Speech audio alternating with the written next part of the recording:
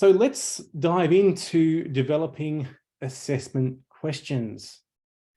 We'll have a bit of a look at what we're going to be covering today. We're going to explore using questions. So what types of questions we can use, the utility that there's, I think most of us, the first thing that comes to mind is assessment, but there are other ways we can use questions as well as a learning tool. We'll go through, I thought it might be fun to go through some good and poor examples, and we can identify why they're good and why they're bad, and maybe that can help us craft good questions. I think because most of us, most of our wonderful community here today are vet practitioners. Well, for most of us, we are working with units of competency, which themselves can, I guess, pose a few challenges to how we might formulate our questions. So what are some guidelines we can follow there for creating questions based on units of competency? Is there a formula? So I always like to see if there's a way that we can use guidelines to develop things so there's something concrete to work from. So is there a formula that we can use to create a good question?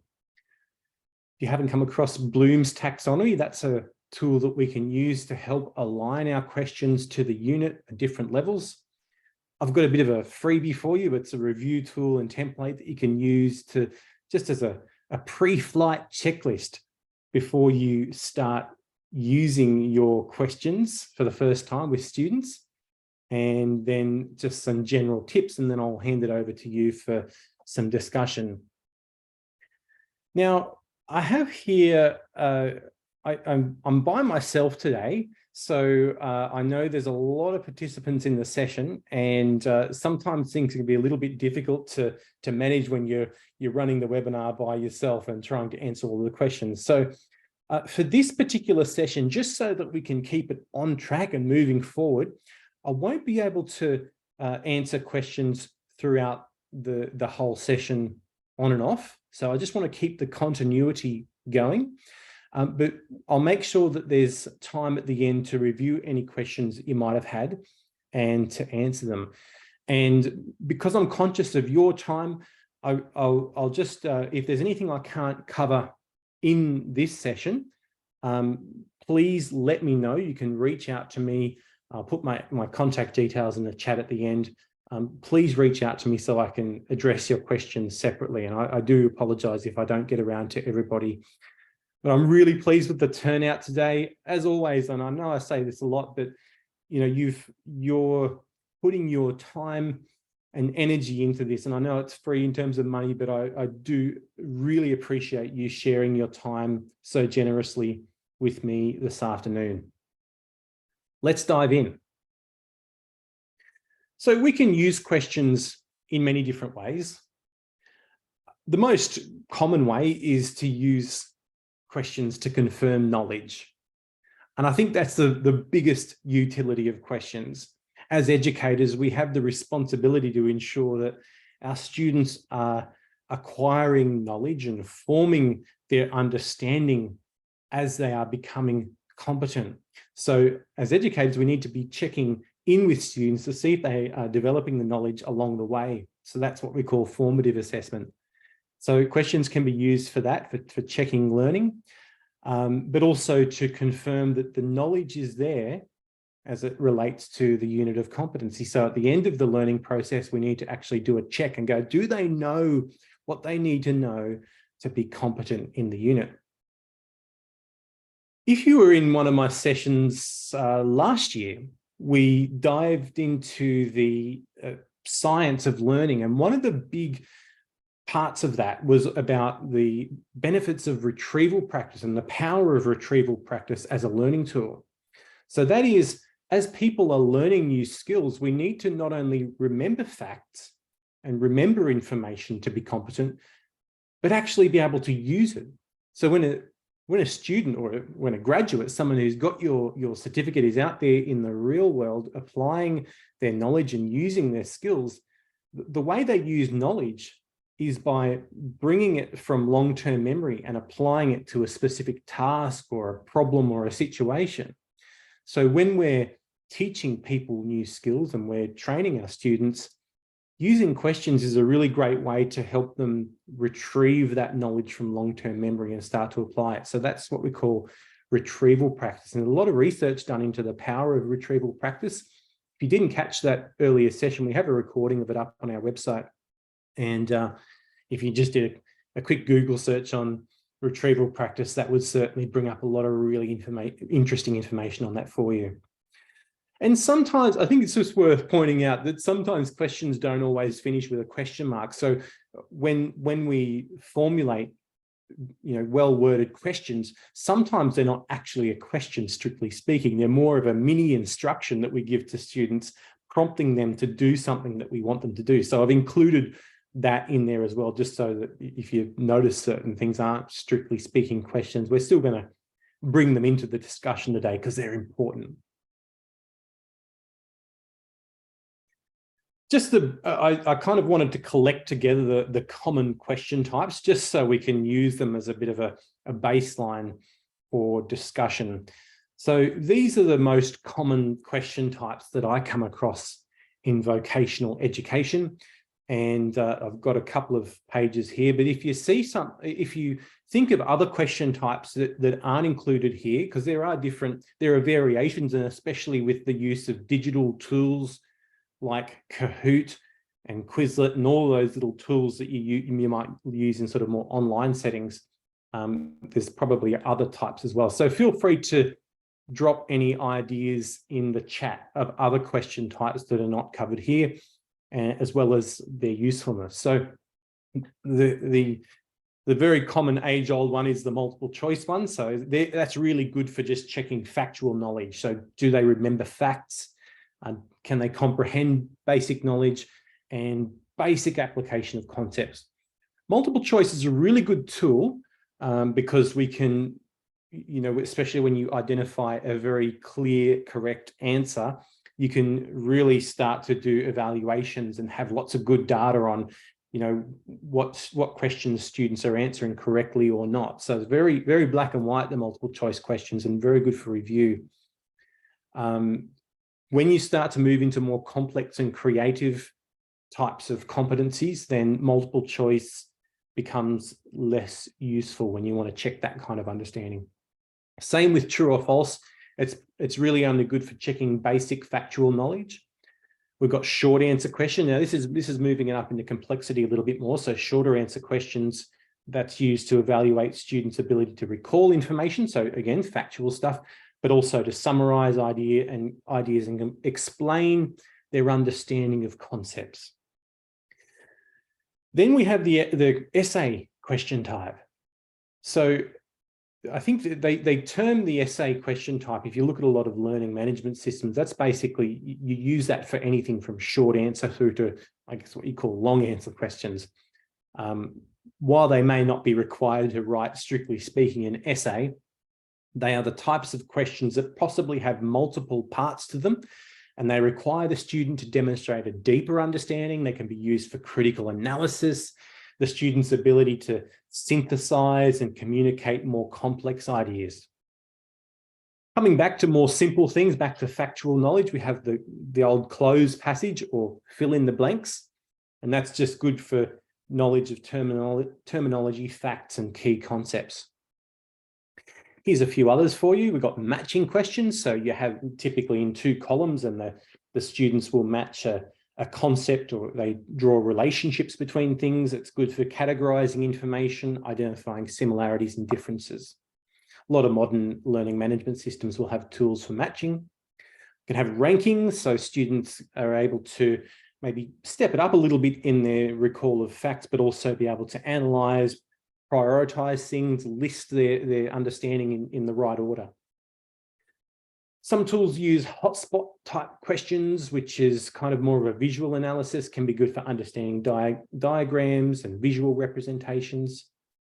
You might have seen the drag and drop tool used, where that's good for categorization, sequencing, and matching. Good questions often follow case studies and scenarios, and we'll talk about that a little bit more throughout the session as well. So that's where you pitch a scenario or a situation. Sometimes it has embedded with it a problem or something that the student needs to solve.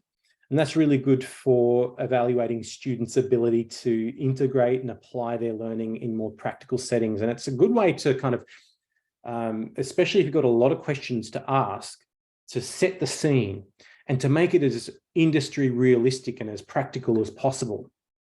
So spending a bit of time on developing a good case study and scenario before you actually pitch your questions is a really good technique, especially in vet.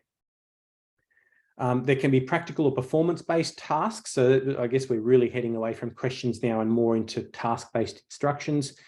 And also just a special mention to the oral questioning technique, which is, I think we'll have a bit of a chat about that later, because I found this to be especially useful in vet and especially useful when educators are grappling with the challenges of artificial intelligence like ChatGPT, where it's very easy for students to generate a pretty convincing answer without much thought. So using the oral communication technique, I've been using that for many years, and I feel really confident with the way that this elicits knowledge and understanding from students. And it really, in chatting to our assessors, they often talk about how confident they feel in their candidates' abilities by actually having a real verbal discussion with them. So it's good for demonstrating understanding. It's good for checking communication skills. A lot of units of competency have oral communication as one of the foundation skills. So that can be really helpful for that kind of thing. And also ability to engage in professional dialogue. So if the unit does include, higher level communication skills, that can actually be covered as part of an oral questioning technique. I'm going to check the chat now and see if you had some additional ideas of your own.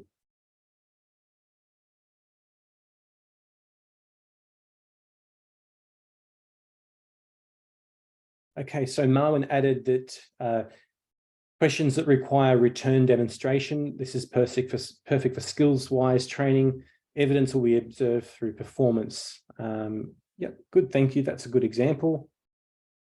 Would short answer also demonstrate problem solving? I think if the question is worded correctly and possibly is in relation to a scenario, that'd be good. Thanks for your input, John. Yep, Marwan's mentioned that knowledge converted to skills is vital. I just saw a couple of notes in here about the slides. Absolutely, we always send the slides out afterwards, as well as a recording and any other resources. So we'll make sure they get sent through. If you haven't already subscribed to our newsletter as well, we always include like a follow-up article with it as well. So make sure everything will be there. Just checking back here. Okay, so that's some good input so far. Thanks for that. Good ideas. Let's go through now. I'd like to put up some examples of questions, and you can decide whether you think they are a good example or a poor example and why. So this first one here, what's the thing you use to cut a piece of wood with teeth and a handle? Is that a good example or a bad example of a question? Yep, okay, it's a few bads coming up there. The poor example. Thanks for that. So I would agree with that. It's poorly worded, vague, informal, lacks precision, does not use appropriate terminology, and that can lead to confusion and make it difficult for students to understand what's being asked. Okay, thank you. Let's look at another example. Which of the following types of saws is most suitable for cutting curved shapes in wood? A, circular saw, B, jigsaw, C, table saw, D, miter saw. Okay, I think that's good. Now, when we say good, I'm sure there's plenty of you in there that could think of better ways to word this, but I think this is a good example. It's concise, it's clear, it's focused, it's got plausible but incorrect distractors. Distractors are what we call the incorrect answers. The terminology is industry consistent. So that's not a bad question there. Let's look at another one. There's a few examples here. Explain the steps involved in performing a basic brake system inspection on a small car, including the safety precautions that should be taken and any necessary tools or equipment.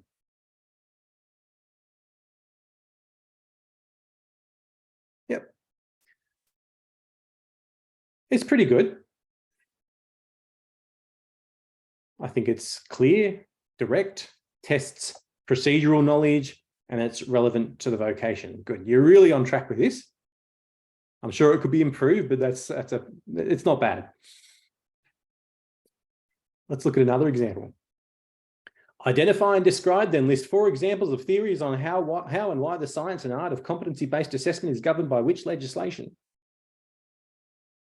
It is quite poor. It's very confusing, yes. Unfortunately, I have seen questions worded like this, and they're a real brain bender. So it's vague, it's complex, it's confusing, too many subjects included, too wordy. There's way too much packed into this question, and it's just lost its meaning.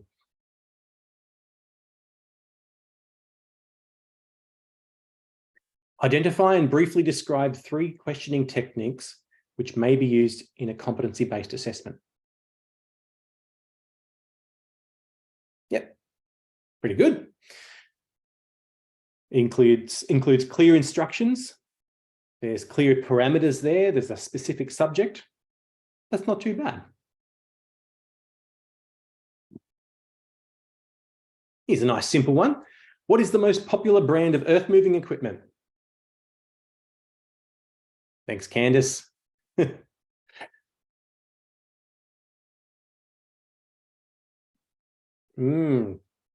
This has divided some people. Unless you're still catching up on the previous question. This is a poor question. It's not a good one. Let's look at why. So it's trivial, it's subjective, it's ambiguous, possibly not particularly relevant. So I don't really see the place for a question like this in in a competency-based assessment. There might be ways, there might be times where it's good for students to identify quality brands of equipment or quality types of tools, but I think just the wording here is just too vague. And thanks, Cassandra, unless you're selling earth-moving equipment, absolutely. How do you assess someone in vocational education and training?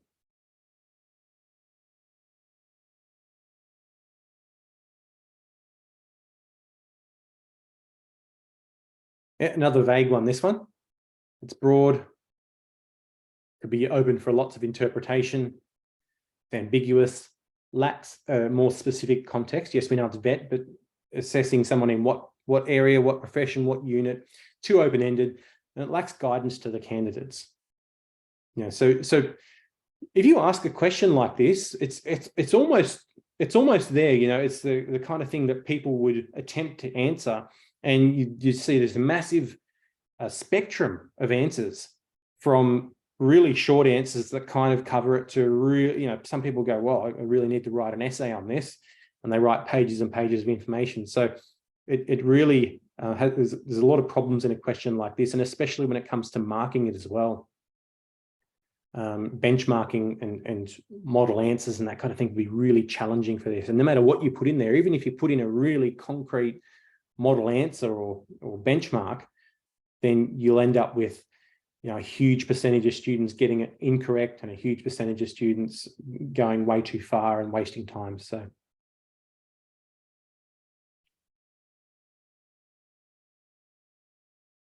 how do you, that is a problem, Daryl, thanks for that. We've got one more here. Identify 3 common risk factors for falls among elderly residents in aged care facilities, and briefly describe a preventative measure for each risk factor. Yeah, this is good. So I think you're on the right track there. It's a pretty good question. We're starting to firm it up here. It's a lot clearer for the students, isn't it? Clear expectations, it's specific, it addresses key concepts relevant to the real world. And it also addresses multiple cognitive levels. So you can see in there, they've got to identify some risk factors, but then they've also got to take it up a notch and describe a preventative measure for each risk factor. We'll talk about these cognitive levels a little bit further along. All right, we've got one more. Jenny is an aged care nurse. I won't read that for you. You can have a look at that and see what might be wrong with this one.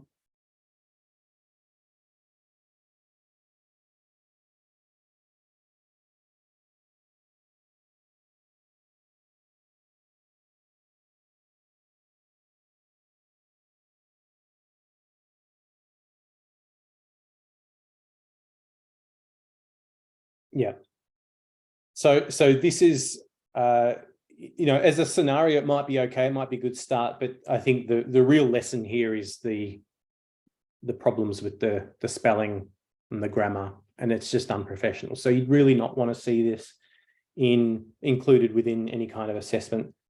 So hopefully it gets proofread before it's used in an assessment. And again, yes, there's no question in there.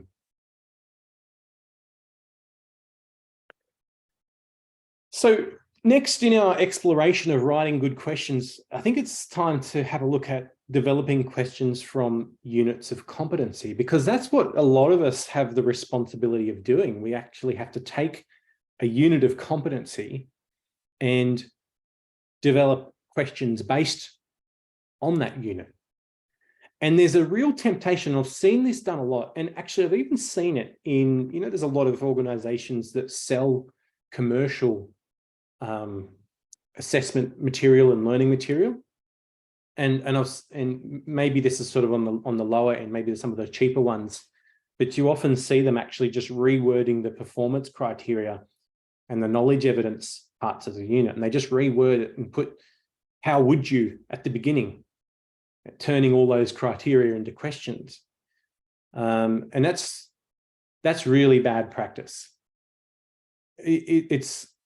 It's really poor, because it basically, you end up with a question that is very similar to some of the poor examples we had earlier. It's just too broad. There's not enough context. It really causes a lot of hassles for the student. So you can see here, this is straight from a unit of competency, and I've just done that just as an example. How would you identify relevant information and records according to organizational policies and procedures? That's straight from the unit. How would you follow relevant security and access requirements in accordance with the organizational policies and procedures? So broad, so vague, it lacks any context. So we need to have a bit of a strategy for taking the unit of competency and turning it into something. If you use this, you'll end up with students who look a bit like this. It's really very frustrating for students, very confusing and upsetting. So let's maybe look at how we can improve on this. So while taking the units, the wording from the units, and maybe using that as a starting point, I think there's nothing wrong with doing that. You copy and paste the knowledge evidence and use that maybe as the starting point. You really need to go a lot further and start to add in scenarios and examples and bring in that knowledge and experience that you have as an industry specialist. So from that same unit that I showed those examples of on the previous slide here, that's the unit Maintain Business Records. A good start is to actually sit down and, just like we do when we develop assessment tools, is we pull apart the unit. We start to highlight and circle things and pick it apart and try and add some context to it. So for example, 1.1 is the performance criteria is identify relevant information and records according to organizational policies and procedures. So if we were checking knowledge about that addresses this performance criteria, we can see that the cognitive function, the thing they need to be able to do is identify, and the things that they need to identify are certain types of information and records in a business. And they also need to be able to do that while following their organization's policies and procedures. So for instance, for the information and records, and you wouldn't just have one question, but this is just, it's just easy to fit one on the screen, but you might have something like list and briefly describe 5 examples of records or information that are retained in your dental practice. So it's quite specific, and it checks that they have a knowledge that's specific to their industry. That's if it was contextualized to a dental practice, for example. And for the section on organizational policies and procedures, so it might be a staff member at your dental practice inadvertently breaches patient confidentiality by leaving a patient's treatment plan in the waiting room. Based on your practice's policies and procedures on confidentiality, what steps could be taken to prevent similar incidents in the future? So that's the kind of thing that you want to be doing. So the wording of the unit certainly seeds the beginning of your question, but a lot more thought and creativity needs to go into it.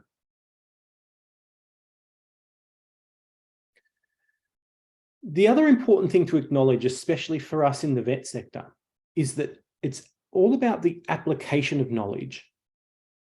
And it's all well and good to have facts, to know facts about things. But a common analogy we use is it's like stocking the construction site with supplies and building materials, but never actually using them. So we can't just have the ingredients, we need to also be able to use them, or the students do. So I find, certainly based on my experience over the years, I've found that questions which follow performance is a really good way to determine whether someone is able to actually apply that knowledge and use it in a way that demonstrates that they're actually competent. So let's look, for instance, at a unit called carry out manual excavations, basically digging holes and trenches with shovels and so forth. One of the performance criteria is use hand tools and dig post holes, small pits and trenches to required dimensions. And the relevant part from the knowledge evidence part of the unit talks about the types, characteristics, technical capabilities, and limitations of plant and equipment required to carry out manual excavation, including picks, shovels, hand augers, string lines, jackhammers, and scabblers. So we might be tasked with the job of writing questions for this unit, but how do we actually check that not only do they know the tools, but they can actually apply that knowledge? So what you could actually do is set a task. So the task might be workplace-based. So they might be on a work placement, and you go out onto the work site and you see that the student has been digging post holes for a fence. And you could ask the student some questions like, which tools did you use for these post holes? Why did you select those tools? What other tools could be used to achieve the same result? What tool would you use to clear an obstruction, such as a rock or a tree root? So you can see when we attach the questions to actual tasks and activities, you're able to draw out that knowledge and understanding, not just in a way that gets them to recall facts and identify things, but apply them so that they're really showing you that they don't just know what tools are which, but how they would use them and how they have used them. It makes them a lot more relevant and really ensures that knowledge is applied to the skill, to the competency. Now, is there a formula we can use? I love pursuing this kind of thing because sometimes it's really good to say, hey, there is a formula, there is a recipe you can follow. So this is not the be all and end all. This is, it's not going to work for every type of question in every situation, but having at least a bit of a formula can create a foundation or some fundamentals, or I guess a skeleton for you to then go and word questions. Now, they don't always have to be in this order, but this was a bit of a structure that I came up with that I think fits in quite well for writing a lot of question types, if you're looking for that kind of structure and framework to base your questions on. So it starts off with a question word or a short phrase. So that might be what, which, how, describe, explain, compare. And that sets the tone and clarifies the type of response that you expect from the student. Following that, you can add in a subject. So give it a topic or what the question actually relates to. Following that, You add some action or a context. So that's what you want the students to address, to analyze or apply in their response. So that might be something like identify, evaluate, discuss, demonstrate, solve. From there, you then add in some more specific detail, give it some focus. So some of these extra bits are optional depending on the complexity of the question, but you might like to add in some specific detail or focus. So that narrows the scope of the question, helps you define what aspect of the subject the student should concentrate on. And then you finish off with any clarifying information. You might not always have to do that either, but that can just, you can put in an example to further guide the student if it's a pretty complex question, some constraints, add in any relevant details that the students might need to know to help them, to lead them in the right direction. So let's look at an example of using this formula and how it might play out.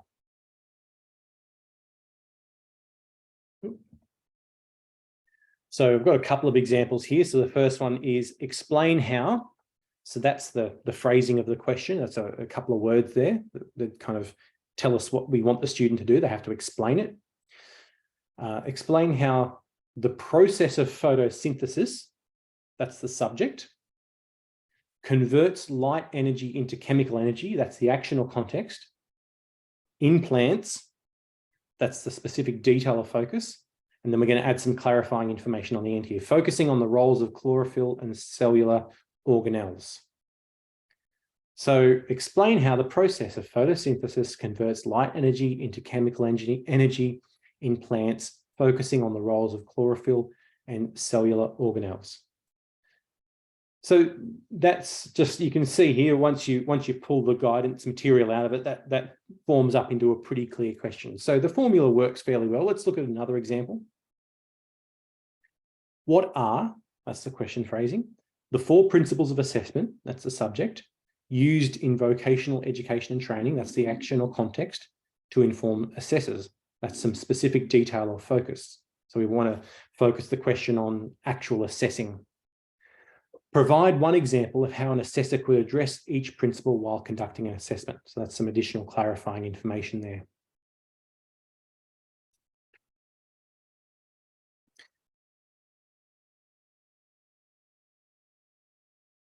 All right, good. Thanks for the feedback on the formula there. And you'll see there's other ways you can do it. Sometimes people actually put clarifying information first, or a bit of context, an action or context part. They put that at the beginning. That might be putting a scenario or case study first.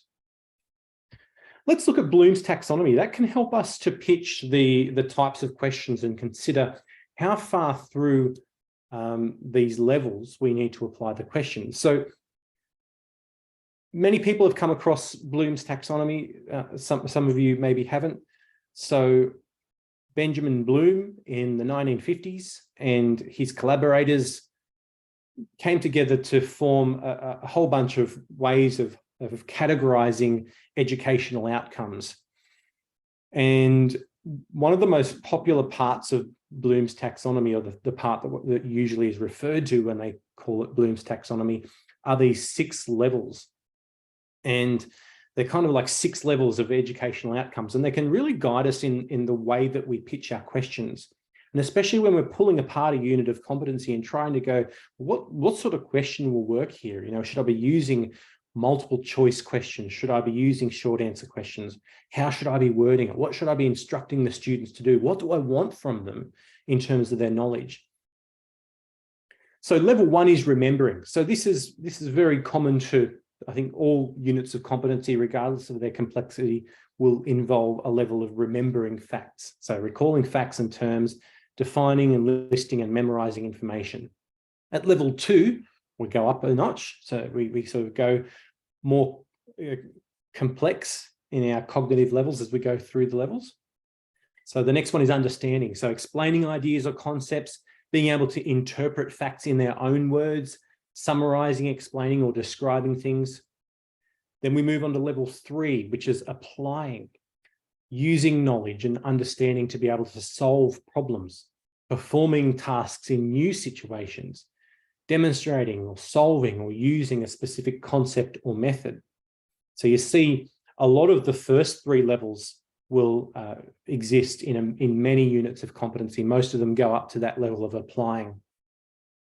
Some of the lower, if you're sort of looking at Cert 1, 2, and some Cert 3 level, AQF level qualifications, they often stop at the applying level. But as we go further up the AQF, or for more complex units of competency, you'll see them using the higher level of Bloom's taxonomy, like level 4, analyzing, so breaking information down into parts, differentiating between components, identifying relationships and patterns, comparing, contrasting, or categorizing things. And the last two levels, we've gone too far.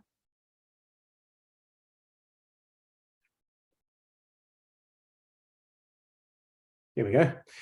Evaluating is level 5. So that's assessing the value or quality of information, justifying conclusions, appraising, defending, critiquing things. And then at the top level, level 6, the most complex, the highest cognitive level, is creating. So generating new ideas, new products, new ways of viewing things, combining or reorganizing existing information, designing, constructing, or planning things. So let's look at how this might apply to a unit of competency. So when you're using Bloom's taxonomy, the verbs are a real giveaway. They give you a real clue into what the student is actually doing. So this is again from that excavation unit we looked at previously, the hole digging one.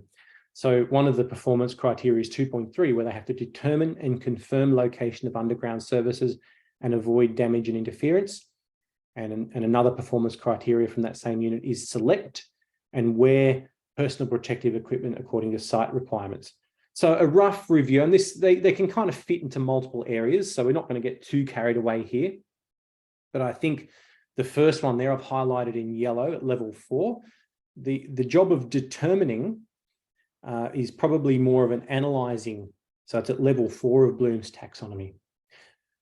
The confirming of a location is probably they need to understand locations, but also apply their knowledge as well. Selecting PPE, so being able to select the PPE is really just remembering facts, so knowing which PPE is which, but then when they put it on and they select the right one and they put it on in the correct way, that's understanding and applying. So you can see Bloom's taxonomy at play in these units of competency, and that will help you pitch the types of questions that you want to ask. So if you're pitching your questions at level 1, it's just about facts, or level 2, understanding, you can use some basic question types like the multiple choice are usually okay. But once you start moving up into the higher levels like applying and analyzing, these are going to require longer answers. And so that's, you might need to change the way you ask questions. And some of these higher level units, multiple choice and true or false and matching, they just don't quite cut it. They don't give you the confidence in the students, those higher levels of understanding.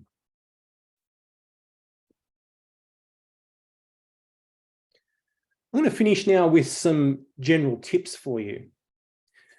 So the first thing to do is to be very mindful of the unit of competency and the AQF level. So pretty much like we were just talking about then. One of the biggest things that I've found in some of, every year, the regulator releases some information about, what their common non-compliances are, or the common issues they've found during audit. And I've seen this referred to many times, and especially amongst compliance consultants, people who make a living out of helping RTOs comply with the regulators' requirements and the standards. One of the really common themes is that where people have just pitched the questions in the wrong way, they're not quite at the right level. So they might be assessing Cert 4 or diploma level qualifications, but asking lots of multiple choice questions and relying on those to be able to confirm whether the student has that higher cognitive level of understanding. And they just don't give the assessor the knowledge that they're looking for. The second point there, I've found shorter themed quizzes are better. And I've learned through bitter experience in terms of our own practice as well, just setting way too long assessments that have way too many questions. that cover a huge spectrum of knowledge relating to the unit, and they can be really challenging for the learners. For any graduates in this session today, I'm very sorry. But you know, we found that the shorter, if you can make your question banks shorter, you know, just a fewer number of questions that are themed around a certain topic or activity, they make it a lot more interesting. And you know, it's important to make questions challenging, but not challenging for the wrong reasons. Questions that follow tasks are powerful, and that includes reflective questions. So, you know, the example we gave earlier where you might actually ask a student about why they selected certain tools to perform a certain job. Which tools would be useful if you encountered this problem? So questions that are actually following up from something they've done. So that's the application of knowledge rather than just kind of theorizing it in their head or imagining it. Trying interview and discussion questions are really good. So actually verbal questioning. As I mentioned earlier, we've had a lot of success with that.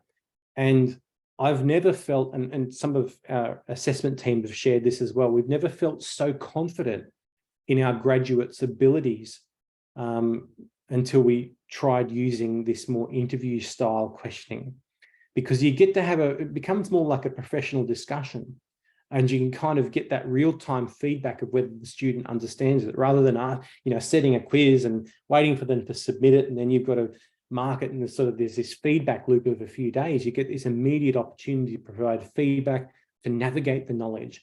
It needs some really robust guidelines and good, you know, assessment guidelines, but once you've got them in place, they're a really fantastic way to check real knowledge and how it applies.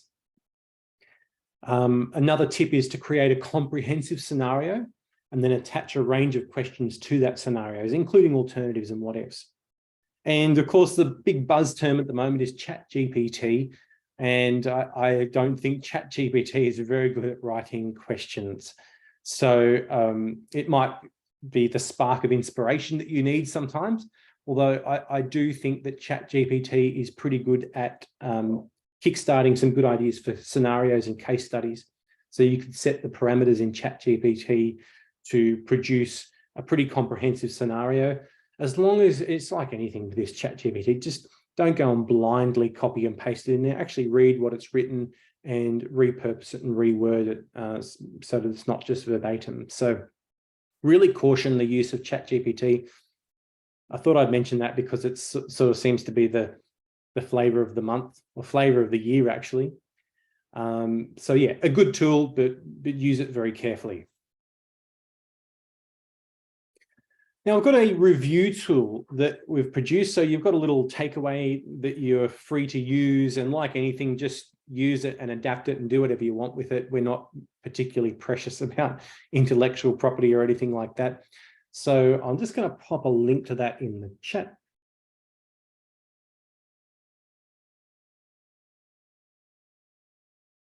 So this link will take you to a Google Doc. Now, if you don't use Google Docs, that's okay. You can go up to the File menu and then select Download, and download it as a Word document format so you can use it. So you don't need, a lot of people go in there and they request access to it. If you use Google Docs, you can basically create a copy of it for your own Google documents, or you can download it directly from that. So feel free to use that. It's a pretty good tool. It will just go through and cover some of the main points that we talked about today. It's just a good little pre-flight checklist that can be used just to check the quality of your questions before you go and use them. If you do use this tool, feel free to give me any feedback. If you add any additional questions in there, or you find certain things are less relevant, I would love your feedback. Always welcome your feedback on the little tools that we put out there into the world. Now, I'll hand it over to you if you have any questions. We do have, how much time we've got here? Oh, we've got plenty of time. So if you have any questions, let me know in the chat. I'll stick around for a few minutes, and I'm also going to put my contact details there. So if you have any follow-up questions that you didn't get to ask during the session, or if there's something that I missed, there was a lot of chat going on. I'm sorry I wasn't able to get to all of you throughout the chat. But yeah, if there's any burning questions you want to review, just let me know, send me an email, and I'd be very happy to continue the discussion.